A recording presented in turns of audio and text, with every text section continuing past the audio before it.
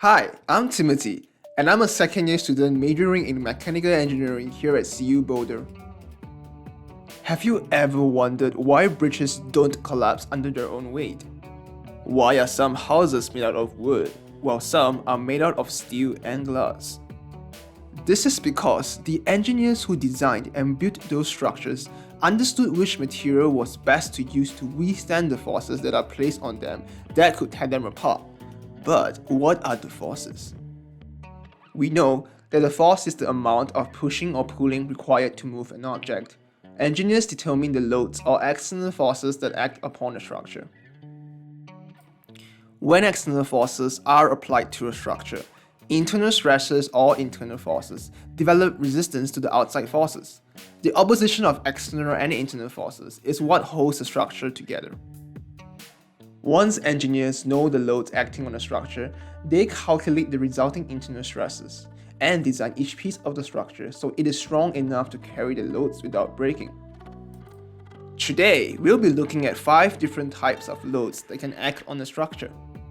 These loads are tension, compression, shear, bending, and torsion.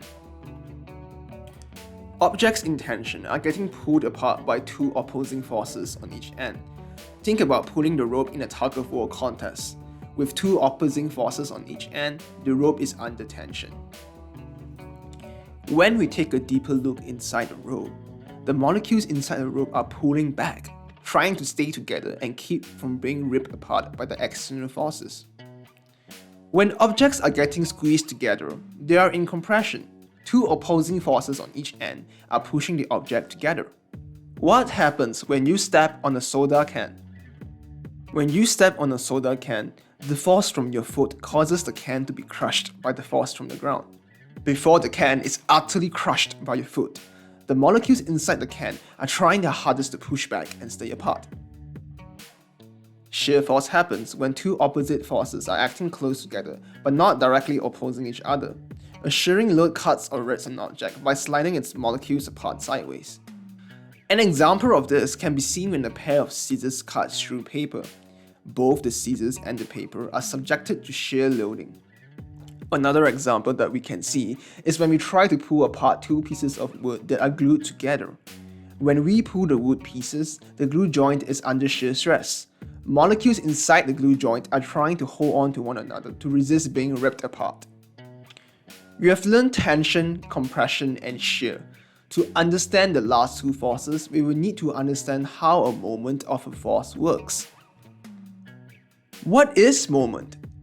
A moment is a turning force caused by a force acting on an object at some distance from a fixed point. Consider a diving board. The heavier the person and the further they walked out on the board, the greater the moment, which acts on the cement foundation, a fixed point. This moment tries to rotate the board around the fixed point, but since the board is cemented onto the foundation, the board bends instead.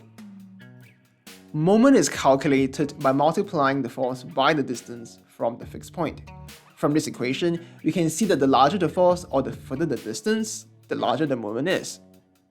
Bending happens when a moment is applied to a structural member that is fixed on both sides, such as a beam. A moment that causes bending is called a bending moment. Bending produces tension and compression inside a beam or a pole, causing it to smile. The molecules on top of the smile get squeezed together, while the molecules on the bottom of the smile get stretched out. When the molecules at the bottom get stretched more than they can handle, it fails and breaks.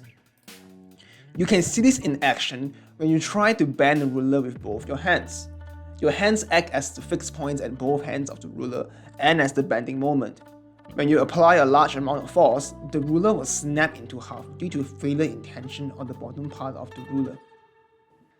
Torsion or twisting is created when a moment is applied to a structural member that makes it deflect at an angle. A moment that causes twisting is called a twisting or torsional moment. As the material is twisted, the torsion force produces shear stresses within it. You can observe this twisting motion when you wring dry a wet towel. When engineers understand the forces acting on the structure, they are able to design and build strong structures.